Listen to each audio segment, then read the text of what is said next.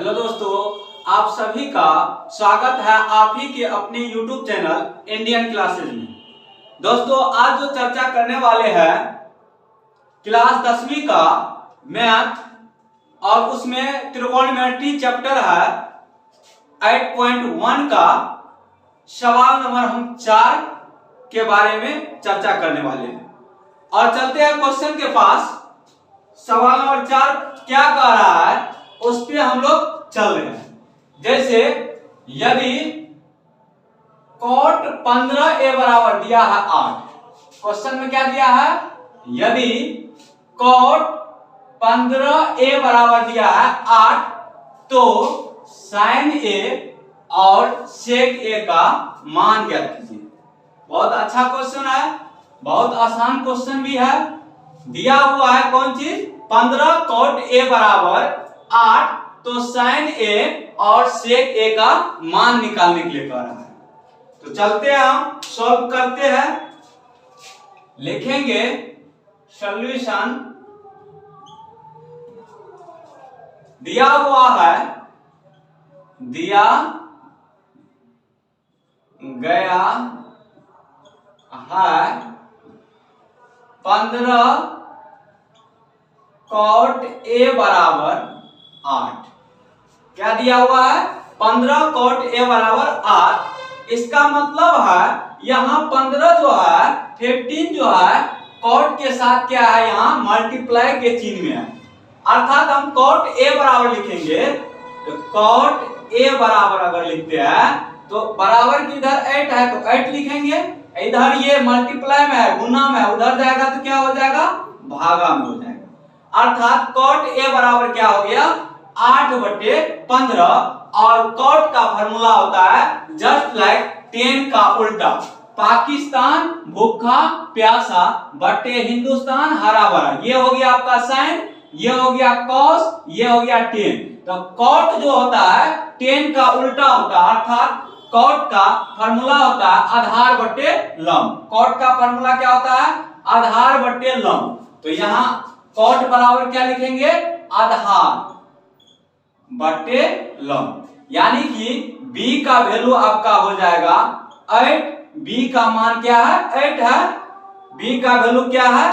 8। यानी कि ये b का जो मान हो जाएगा ये हो जाएगा और p का जो मान होगा ये हो जाएगा। अर्थात b बराबर क्या हो गया? 8 और p बराबर क्या हो गया आपका? 15, यानी कि 15 हो गया। यहां से हमको h नहीं पता है, यानी कि b, p और h होता है जिसको हम लोग कर्ण बोलते हैं। कर्ण नहीं पता है, यहां से लिखेंगे चूंकि कर्ण बराबर होता है फॉर्मूला, कर्ण बड़ी भुजा होता है। कर्ण क्या होता है? बड़ी भुजा होता है। और जब भी बड़ी भुजा निकालेंगे अन्य दो छोटी भुजा के वर्ग का योग करेंगे तब बड़ी भुजा निकलेगा। तो अन्य दो छोटी भुजा आपका है, एक है p स्क्वायर प्लस दूसरा है b का स्क्वायर कर देना है। h बराबर हो जाएगा आपका p का मान हो गया 15 का स्क्वायर हो जाएगा प्लस b का मान जो हो जाएगा 8 हो जाएगा। 8 का स्क्वायर करेंगे।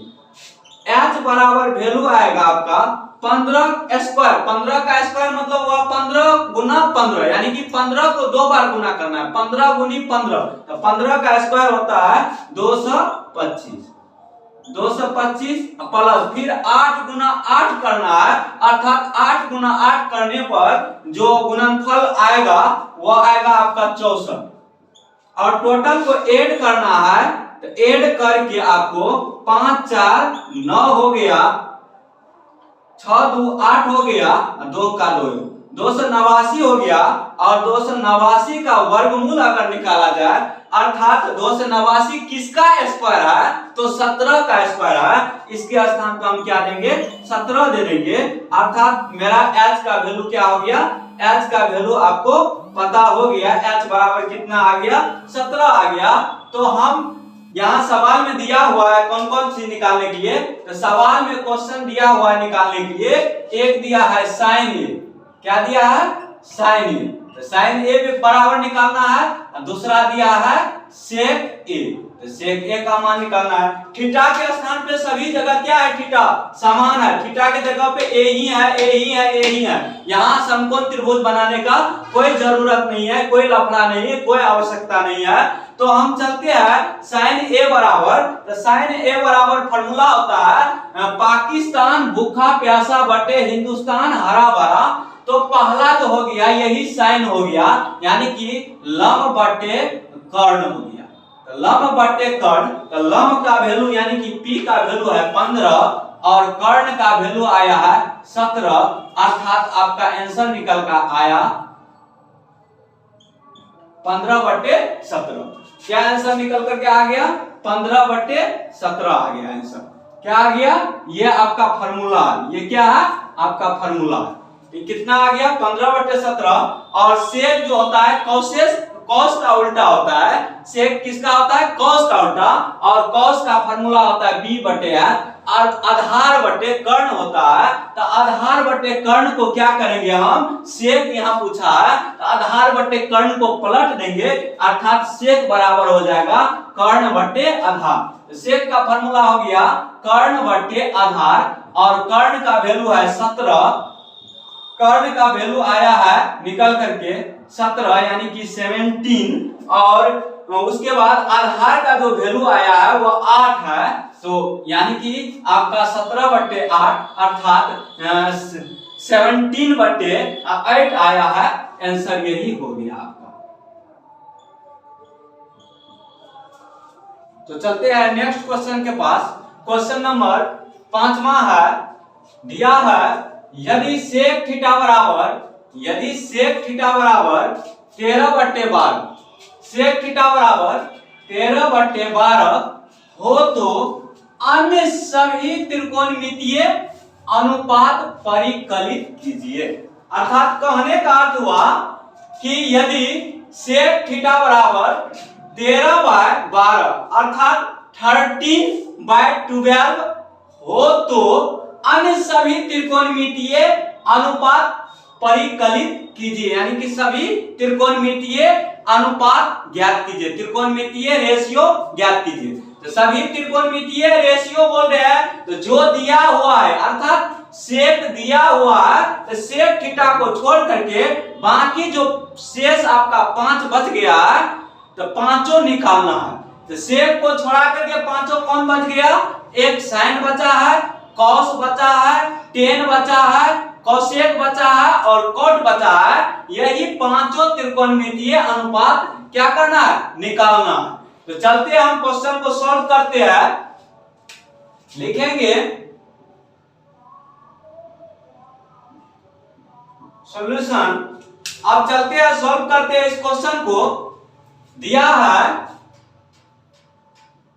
सेक थीटा बराबर 13/12 अर्थात सेक थीटा बराबर दिया हुआ है 13/12। तो सेक थीटा यानी कि कहने का अर्थ हुआ सेक का फॉर्मूला क्या होता है, तो कॉस का उल्टा होता है, अर्थात कॉस कौन होता है, b/h होता है। तो इसका उल्टा सेक हो जाएगा, तो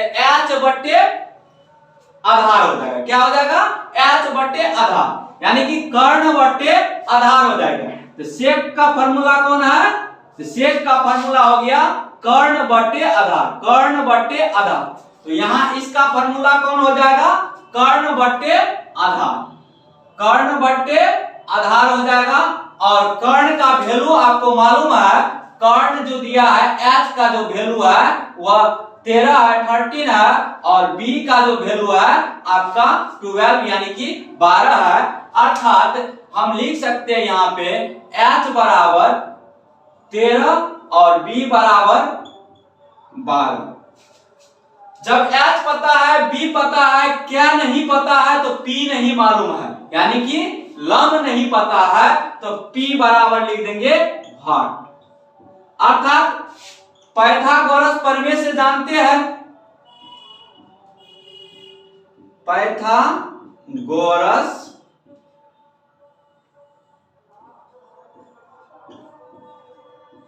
प्रमेय से होता है p बराबर फॉर्मूला होता है रूट अंडर बड़ी भुजा यानी कि कर्ण का स्क्वायर माइनस आधार का स्क्वायर। तो कर्ण हो गया h, h square minus b square होता है। अब यहां से हम p निकाल लेंगे तो आ जाएगा h का वैल्यू कितना है 13 यानी कि 13 है, 13 का स्क्वायर माइनस कर देंगे b का वैल्यू है 12 तो 12 का स्क्वायर यानी कि 12 का स्क्वायर। तो अब p यहां से निकल करके आ गया कितना 13 का स्क्वायर 169 हो गया माइनस 12 का स्क्वायर 144 हो गया, अर्थात 13 गुनी 13 करेंगे तो 169 आ जाएगा उसका वैल्यू, और 12 यानी कि 12 गुनी 12 करेंगे उसका वैल्यू निकल करके आएगा 144 यानी कि 144 आ जाएगा, यानी कि 144 आ जाएगा उसका वैल्यू। अब लेस करेंगे यानी कि घटाएंगे दोनों को तो निकल करके आएगा घटा करके कितना 9 में से 4 जाएगा 5 बच गया, और 6 में से 4 जाएगा तो 2 बच जाएगा, और 1 में से 1 गया तो 0 बच गया, अर्थात रूट अंडर में 25 आया 25 आया, और 25 का वर्गमूल होता है 5, अर्थात 5 का स्क्वायर क्या होता है 25, इसीलिए p का मान क्या निकल करके आ गया तो p बराबर 5 आ गया। p का वैल्यू क्या आ गया 5, p का वैल्यू क्या आ गया 5, p का वैल्यू क्या आ गया 5, p का वैल्यू आपका क्या आ गया 5। जब हमको यहाँ से h मालूम है, b मालूम है और p मालूम है तो हमको कहा सभी त्रिकोणमितीय अनुपात, यानी कि अन्य मतलब हुआ जो दिया हुआ है उसको छोड़कर बाकी जो शेष बच गया है उसको निकालना है। तो कौन कौन बचा हुआ है, तो बचा हुआ एक है पहला आपका साइन थीटा, एक बचा है कॉस थीटा, दूसरा बचा है टेन थीटा, उसके बाद कोसेक थीटा, उसके बाद बचा है सेक तो देले है, उसके बाद कॉट बचा है कॉट थीटा, यानी कि यही पांचों का वैल्यू निकालना है। अब साइन का फार्मूला होता है बगल में लिखा हुआ है पाकिस्तान भूखा प्यासा, यानी कि पाकिस्तान बट्टे हिंदुस्तान, यानी कि हिंदुस्तान हरा भरा, यानी कि p बट्टे h लिखा हुआ है तो साइन का क्या होता है p बट्टे h, अर्थात लंब बट्टे कर्ण होता है, और लंब का वैल्यू कितना आ गया आपका 5 आ गया है, और h का वैल्यू कितना आपका 13 है, अर्थात 5 बट्टे 13 साइन थीटा बराबर हो गया। कॉस का फार्मूला होता है आधार बट्टे कर्ण, तो यहाँ b बट्टे h लिखेंगे, और इसका b का वैल्यू है आपका b का वैल्यू है 12 और h का वैल्यू है 13, b का वैल्यू है 12 और h का वैल्यू है b का वैल्यू 12 और h का वैल्यू 13, तो b बराबर 12 और h बराबर 13। अब 10 है, और 10 का होता है लंब बट्टे आधार, 10 का फार्मूला क्या होता है लंब बट्टे आधार, वही फार्मूला लगा देंगे लंब बट्टे आधार, और लंब यानी कि p का मान है 5 और आधार का मान आपका हो जाएगा 12, तो 5 बट्टे 12 आ जाएगा। अब कोसेक थीटा है तो कोसेक थीटा लंब और साइन थीटा का उल्टा होता है, तो कोसेक थीटा बराबर होता है कर्ण बट्टे लंब, क्या होता है कर्ण बट्टे लंब, तो लिखेंगे इसके स्थान पे h बट्टे p, अर्थात h का वैल्यू है 13 और p का वैल्यू निकल करके आया है 5, p का वैल्यू क्या आ गया है 5। चलिए अब बच गया है कॉट थीटा, कॉट थीटा बराबर होता है आधार बट्टे लंब, क्या होता है आधार बट्टे लंब, तो आधार बट्टे लंब लिखेंगे, और b का मान आपका b का मान 12 है और p का मान आपका निकल करके आया 5, तो 12 बट्टे 5 यानी कि 12 बट्टे 5 होगा। तो इस तरह से अन्य जो सभी त्रिकोणमितीय रेशियो कहता था निकालने के लिए, इस तरह से सभी निकल गया, साइन निकल गया, कॉस निकल गया, टेन निकल गया, कोसेक निकल गया, कॉट निकल गया, एक बचा सेक, जो सेक यहाँ दिले है, सेक दिया हुआ है। चलते हैं नेक्स्ट क्वेश्चन के पास, और क्वेश्चन है यदि कोण ए और कोण बी न्यून कोण हो जहां cos a बराबर cos b, तो दिखाइए कि कोण a बराबर कोण b। क्वेश्चन क्या है, क्वेश्चन कहता है यदि कोण a और कोण b, क्वेश्चन कह रहा है यदि कोण a और कोण b न्यून कोण हो, न्यून कोण मतलब क्या हुआ 0 से बड़ा और 90 डिग्री से छोटा कोण को हम लोग न्यून कोण कहते हैं। तो कहने का अर्थ हुआ कोण ए और कोण बी जो है न्यून कोण हो जहां cos ए बराबर cos बी, cos ए बराबर cos बी, तो दिखाइए कि कोण ए बराबर कोण बी। तो चलते हम सॉल्व करते हैं क्वेश्चन को। एक सबसे पहले हम क्या करते हैं, एक समकोण त्रिभुज बना लेते हैं। एक यहां हम समकोण त्रिभुज बनाते हैं। ये हम समकोण त्रिभुज बना लिए, जिसमें क्या कर रहा है, कोण ए और बी जो है न्यून कोण है, अर्थात ये तो 90 डिग्री का कोण हो गया। तो कोण ए और बी जो है न्यून कोण है, तो न्यून कोण ये और ये होगा। तो कोण ए मान लेते हैं इसको और कोण बी मान लेते हैं इसको। तो स्वतः है सी क्या हो जाएगा, समकोण हो जाएगा। क्या हो जाएगा, सी क्या हो जाएगा, समकोण हो जाएगा। अर्थात समकोण उसको कहते हैं जिसका एक कोण कितना डिग्री का होना चाहिए, 90 डिग्री का होना चाहिए। अर्थात सी एंगल जो हो गया समकोण हो गया। अब चलते हैं, कहता है क्या करने के लिए, तो cos a बराबर cos b दिया हुआ है, तो दिखाने के लिए कहता है कोण a बराबर कोण b। तो यहां चलते हैं, लिखते हैं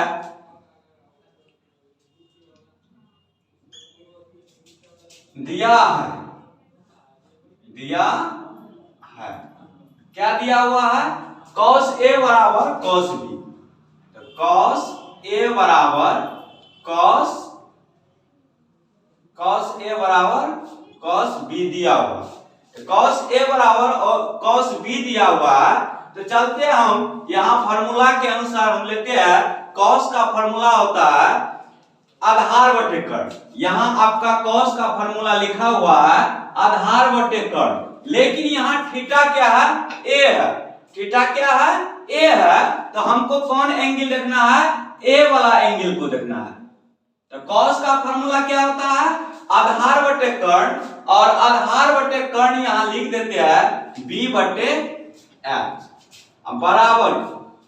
इस cos का भी फार्मूला क्या होगा, आधार बटे कर्ण b बटे h। लेकिन थीटा क्या है, दोनों जगह असमान है, यानी कि यहाँ a है यहाँ b है।